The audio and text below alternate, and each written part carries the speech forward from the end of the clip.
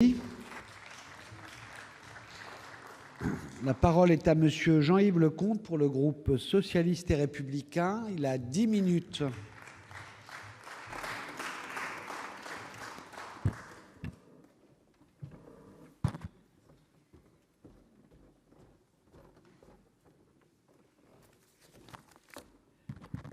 Monsieur le Président, Madame la Ministre, mes chers collègues, au début de cette intervention, 5 remarques sur ce projet de loi et le contexte actuel. D'abord, ça a été déjà indiqué, nous continuons une frénésie législative, 29 lois depuis 1981. Et finalement, ça a été dit, le Conseil d'État a dénoncé l'absence d'évaluation sur les dernières lois, alors que nous savons bien que le besoin principal aujourd'hui, c'est pour l'OFPRA, pour la CNDA, pour les préfectures, des moyens pour mettre en œuvre la politique et les lois actuelles.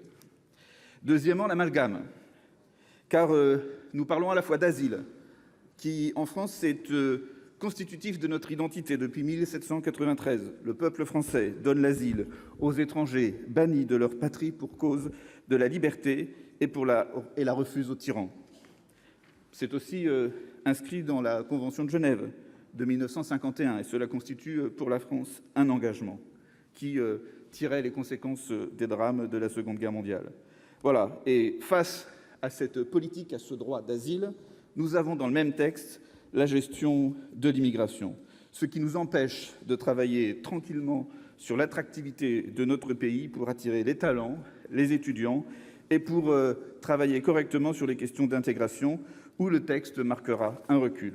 Enfin, c'est une tromperie, parce que l'architecture de cette loi, comme le discours qui va avec, tourne autour de la lutte contre la fraude, comme si toutes les personnes qui venaient demander l'asile étaient des faux demandeurs d'asile, comme si toutes les personnes qui voulaient venir en France étaient des personnes qui ne devraient pas venir en France. Et pourtant, depuis 2011, le nombre de demandes reconnues par l'OFPRA et la CNDA a augmenté en valeur absolue et en valeur relative. Chaque année, il y a de plus en plus de demandes qui sont reconnues comme étant légitimes par ces deux structures. Ce qui veut dire que la question numéro 1 n'est pas comment lutter contre la fraude, c'est comment réussir l'intégration de ceux que nous accueillons et comment mieux accueillir. Et ce projet de loi fait tout le contraire. Enfin, Madame Assassi, cette loi est une rupture avec la loi Cazeneuve qui faisait le pari qu'on pouvait développer les droits, en particulier avec un tiers en présence à l'OFPRA, et en ayant un recours suspensif à la CNDA, et qu'en développant les droits, on développait l'efficacité. Ici, cette loi fait tout le contraire. Enfin, le masque tombe. Le masque tombe sur le discours de solidarité européenne que tient Emmanuel Macron à longueur de journée. Parce que finalement, la politique qu'il mène depuis quelques semaines en matière de migration fait tomber le masque. Monsieur Macron n'est qu'un Viktor Orban en bas de soie. Chers collègues, cela a déjà été dit, les migrations sont aussi vieilles que l'humanité. La Banque mondiale considère qu'en 2050, il devrait y avoir plus de 140 millions de personnes simplement touchées par la mobilité climatique. L'année dernière, en 2016, plus de 66 millions de personnes ont quitté leur pays. Dans quel pays sont-ils allés? À 30% en Afrique subsaharienne, à 26% en Afrique du Nord et au Moyen-Orient, à 11% en Asie, à 17% en Europe et 16% en Amérique. Finalement, nous ne gérons que 17% de cette mobilité. Et dans cette mobilité vers l'Europe, 1,2 million de primo-arrivants en Europe en 2016, 77 000 en France. 650 000 primo-arrivants en 2017, 91 000 en France. Voilà, nous disons avoir beaucoup de difficultés, mais finalement relativisons nos difficultés par rapport à celles de nos voisins. Madame la ministre, la loi que vous défendez marquera une vraie rupture en termes de droits pour les demandeurs d'asile. Il faudra 90 jours et plus 120 pour avoir le droit d'une procédure normale devant l'OFPRA. Vous auriez souhaité, le rapporteur l'a changé, 15 jours pour faire un recours à la CNDA. Le recours à la CNDA, pour ceux qui sont en procédure accélérée, ne sera plus suspensif. Ça veut dire que la personne serait susceptible de ne plus être là lorsqu'elle sera convoquée à la CNDA. Les vidéo-audiences, sans garantie. pas de garantie sur les langues, l'orientation directive sans avoir, on enverrait quelqu'un dans une région sans lui assurer un hébergement. Voilà, tout ça, ce sont des violations qui s'ajoutent les unes aux autres et qui sont dans votre projet de loi. Alors, Madame la Ministre, oui, vous pourrez nous dire, on essaye de rationaliser, etc., mais ça n'est pas sérieux. Ça n'est pas sérieux parce que nous parlons de gens qui viennent de subir des traumatismes, qui ne connaissent pas nos règles. Vous savez, ce sont des gens qui, que ce soit à leur point de départ et au cours de leur voyage, ont énormément souffert. Nous avons vu les témoignages de l'Aquarius. Et je pense qu'on ne peut pas faire cela de cette manière.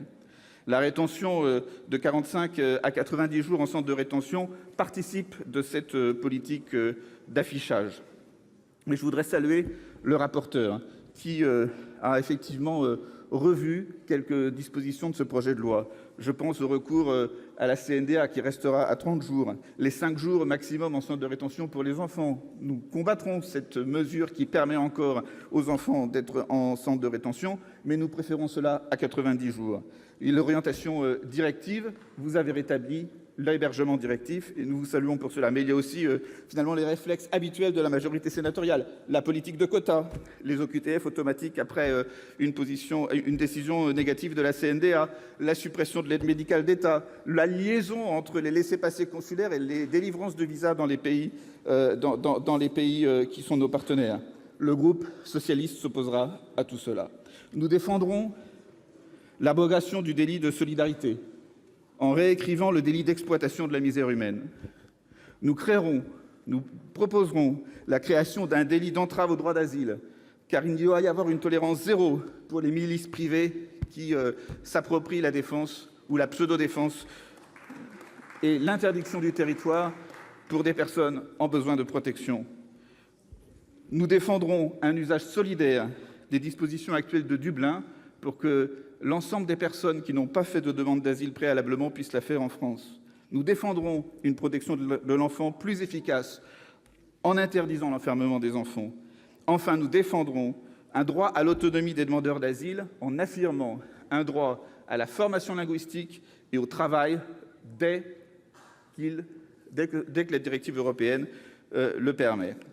Enfin, en Europe, l'axe anti-immigration qui se profile entre Munich et Rome est très dangereux. Notre collègue Jean-François Rapin a décrit ce qu'il pouvait y avoir lorsqu'en Europe, il y avait une frontière et tout ce que ça avait comme conséquence en termes de situation humanitaire et de droits dégradés. Nous ne pouvons pas accepter cette évolution. Et cet axe arrive en même temps que le naufrage moral de l'Europe avec l'Aquarius. Et la France, dans cette affaire, ne peut pas rester observatrice. Nous avons dans nos textes cette obligation constitutionnelle de faire respecter le droit d'asile qui est constitutif de notre identité. Nous devons défendre qu'à partir du moment où nous avons, il y a quelques années, renforcé le mandat de Frontex pour renforcer les frontières de l'Union européenne, nous devons en même temps obtenir une réforme de l'asile qui va par un assouplissement de Dublin et par plus de solidarité entre les pays européens, pour faire converger les procédures de demande d'asile entre les pays européens et pour dédramatiser le pays de premier accueil et d'étude de la demande d'asile en donnant à toute personne qui a la protection un droit égal à un citoyen européen en termes de circulation sur l'ensemble du territoire. Pour la France, nous ne pouvons pas d'un seul coup, d'une part, nous féliciter de l'évolution de la francophonie parce que la démographie africaine permettra d'avoir 800 millions de locuteurs en français d'ici quelques décennies et en même temps fermer la porte à l'Afrique. C'est juste irresponsable. Nous avons une responsabilité particulière par rapport à ça et nous devons favoriser des mobilités construites, organisées, détruire les mythes qui poussent les gens à partir sur le chemin de l'exil pour permettre à chacun d'avoir sa chance de connaître ce qu'est l'Europe, de pouvoir revenir dans son pays, mais certainement pas en fermant, en liant les laissez-passer consulaires à la délivrance des visas. Il n'est pas sérieux d'imaginer qu'avec le Mali, le Maroc ou l'Algérie, par exemple, nous puissions avoir des relations bilatérales qui soient totalement liées à la manière dont ces pays délivrent des laissez-passer consulaires. Ça n'est juste pas sérieux, ça ne résiste pas à l'analyse. Nous avons aussi d'autres priorités avec ces pays. Enfin, pour ce qui est de l'Europe dans son ensemble, il faut être conscient que ne pas avoir des opinions publiques résilientes et acceptant ce principe d'un accueil minimum est aujourd'hui une énorme faiblesse par rapport à nos voisins. Regardez l'évolution de la Turquie depuis 2 ans. Et c'est pourtant la Turquie qui, finalement, a fait en sorte qu'en 2016, nous ayons baissé le nombre de personnes qui sont arrivées en Europe. Voulez-vous vraiment, parce que nous ne sommes pas résilients, affaiblir tous nos voisins, faire évoluer nos voisins vers des choses et des systèmes qui ne sont pas conformes à nos valeurs? Voilà. Ce débat, il est essentiel. Il est essentiel pour l'avenir de l'Europe. Il est essentiel pour la manière dont nous allons construire nos relations avec l'ensemble de nos partenaires dans le monde. Si. Et n'ayons pas peur, car ce débat, il est sur les valeurs. Il est sur les valeurs, n'ayons pas peur de leur puissance de conviction. Si nous savons les faire vivre, si nous savons si nous savons convaincre que ces valeurs sont toujours actuelles, mais cela dépend de notre comportement. Alors j'espère qu'avec ce débat, nous pourrons faire vivre et la liberté, et l'égalité, et la fraternité qui doit faire vivre notre devise républicaine. Et je vous remercie.